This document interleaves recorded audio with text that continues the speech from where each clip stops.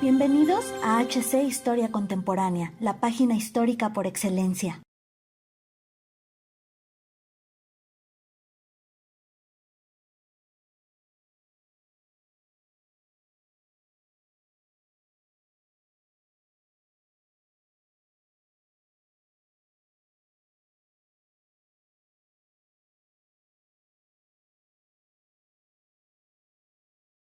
Sin importar quiénes seamos, lo más probable es que hayamos oído algo sobre la llamada Edad Media, la cual hoy en día se ha convertido en un periodo histórico bastante popular. Y es que no es difícil darse cuenta de que una edad en la que se gestaron grandes batallas, hubo notables reyes y guerreros, y en la cual tiene su origen la civilización occidental como la conocemos hoy en día, resulta idónea para crear todo tipo de historias, romances, combates y con algo de fantasía hasta seres legendarios y lugares fabulosos. Pero hoy queremos hablarles de algunos personajes, así que en Historia Oscura comentaremos de estos característicos personajes medievales que merecen nuestra atención. Así que sin mayor dilación los invitamos a acompañarnos al relato del día de hoy. En primer lugar, mencionaremos al conocido emperador romano Constantino, quien vivió aproximadamente entre el 273 y 336 después de Cristo. Y sí, ya lo sabemos, ese periodo no entra en la Edad Media, por lo que ustedes podrán preguntarse por qué ha sido incluido este personaje en la lista. La respuesta es que durante los siglos 1, 2 y 3 después de Cristo, el cristianismo se difundió vertiginosamente a lo largo del Imperio Romano.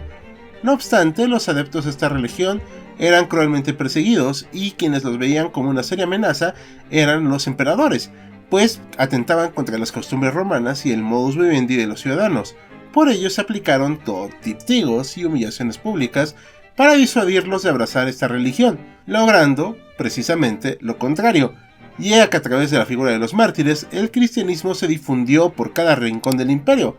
Entonces, ¿por qué importa Constantino? Pues bien, él fue el que publicó el Edicto de Milán, en el cual establecía que todo habitante del imperio tenía la libertad de profesar la religión que quisiera, permitiendo así que los cristianos pudieran reunirse y difundir su religión, y lo que es más, indemnizó a los grupos cristianos por las anteriores persecuciones, entregó antiguos edificios que habían caído en desuso, dotando así a estos cristianos de lugares seguros y aptos para celebrar la liturgia. Si bien es cierto que Constantino no vivió durante el medievo, podemos señalar que tuvo mucho que ver con el nacimiento de la cultura medieval, por lo cual merece estar en este listado. A continuación, veremos otro personaje que, al igual que el anterior, vivió unos años antes del comienzo formal de la Edad Media, pero que también tuvo una gran influencia en los hechos posteriores a su participación.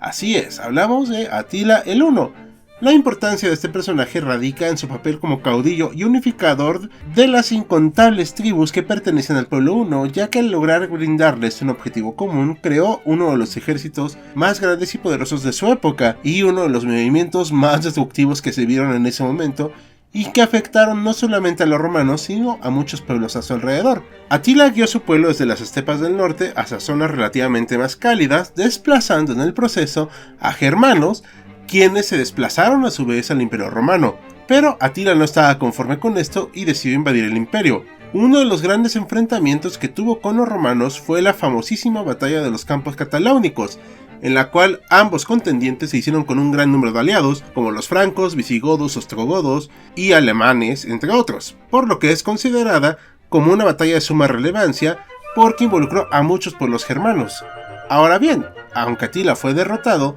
los pueblos germanos tardaron poco tiempo en volverse contra los romanos y atacarlos también, lo cual llevó inevitablemente a la caída del imperio. Siguiendo con nuestra lista, podemos mencionar a uno de los personajes más importantes, y es así a quien nos referimos, a Carlomagno, el cual fue hijo de Pipino y nieto del legendario Carlos Martel, y este último fue un hombre de gran relevancia para el reino franco, ya que detuvo el avance de tropas musulmanas y no permitió que pasaran de lo que hoy llamamos España, y posteriormente hizo una alianza con el Papa que permitió que su descendencia gobernara a los francos. No cabe duda que debió ser sumamente famoso y reconocido durante su época, pero fue rápidamente opacado por el actuar político, militar y cultural de su nieto Carlomagno. Para comenzar a hablar de él, es importante mencionar que debido a las circunstancias y costumbres de la época, era sumamente improbable que él llegara a gobernar la extensión territorial que estuvo bajo su poder, en primer lugar porque no descendía de la dinastía gobernante, los merovingios, y en segunda porque la tradición de los francos era dividir el territorio heredado entre el número de hijos que tuviera el rey. Esto lo explicamos a grandes rasgos en nuestro video de los carolingios. A pesar de todo esto, Carlomagno llegó al trono del imperio carolingio luego de que su abuelo creara la situación donde ellos pudieran ser los reyes, y facilitado por la muerte también de su padre y posteriormente de su hermano. Siendo el único gobernante legítimo, Carlomagno defendió su territorio hasta las últimas consecuencias, creando delimitaciones militares conocidas como marcas, en las cuales fijaba una especie de colchón que le permitiera defender su territorio en caso de una invasión, fueran ya de musulmanes, sajones, normandos y otros. Al mismo tiempo, fue partícipe y pieza clave en el desarrollo del sistema feudal, el cual proveería de protección a los campesinos y de mano de obra a los señores feudales, sistema que, si bien ha sido criticado en los últimos siglos, fue muy útil durante el peligroso periodo de la Alta Edad Media. Las alianzas con el Papa tampoco faltaron durante este gobierno, y de hecho fue el sumo pontífice quien nombró a Carlomagno emperador y no ya solamente rey de los francos. Este hecho fue altamente relevante ya que no habían existido emperadores en Occidente desde la caída de Roma, por lo que ahora el imperio bizantino tenía un contrapeso occidental con gran autoridad en todo el territorio. Por ello, es muy importante destacar que Carlomagno se preocupó por aprender a leer y escribir, cosa muy extraña para la época, ya que esos saberes solían estar reservados para el clero y no tanto para la clase gobernante. Nuestro siguiente personaje es conocido como Urbano II, y las consecuencias de su actuar fueron muy relevantes y se pueden percibir hasta nuestros días. Para empezar, es necesario señalar que fue el sumo pontífice de la Iglesia Católica y uno de los líderes políticamente más activos durante ese periodo, ya que se ocupó de los grandes problemas que aquejaba Occidente en ese momento, y nos referimos de hecho al desenfrenado avance de las tropas islámicas, quienes habían conquistado ciudades altamente relevantes como la Tierra Santa. Urbano II convocó al concilio de Clermont y, al dar un formidable discurso, llamó a los cristianos europeos hijos de Carlomagno, eliminando de esta manera las diferencias territoriales o étnicas que tuvieran, dando por iniciada la Primera Cruzada, la cual tenía por objetivo retomar Jerusalén, y de hecho lo logró, fundando así un reino cristiano en Tierra Santa durante varias décadas. Ahora podemos hablar de otro de los personajes más importantes que conocemos, Balduino IV, el cual, después de haberse retomado Jerusalén para la cristiandad, nombraron a un rey los cruzados y tuvo descendientes, sus sucesores. Lo interesante viene cuando uno de sus sucesores muere y dejó como heredero a su hijo de escasos 16 años y que padecía lepra. Hoy en día puede costar trabajo imaginarnos lo que representaba heredar una responsabilidad tan grande y antes de los 18, y lo que es más, defenderlo de uno de los líderes militares más famosos y exitosos de la época, o sea, Saladino, el unificador y dirigente de las tropas musulmanas en tiempos de Balduino. De acuerdo con estudios que se han hecho sobre la vida de este personaje, su rival Saladino vio una oportunidad para invadir Jerusalén y marchó con aproximadamente 20.000 hombres para lograr esto. Lo que no esperaba es que Balduino, con 5.000 entre cruzados y templarios, lanzara una contraofensiva tan exitosa que el mismísimo Saladino estuvo a punto de perder la vida. Si bien Balduino es un héroe poco conocido de los tiempos medievales, es innegable que Jerusalén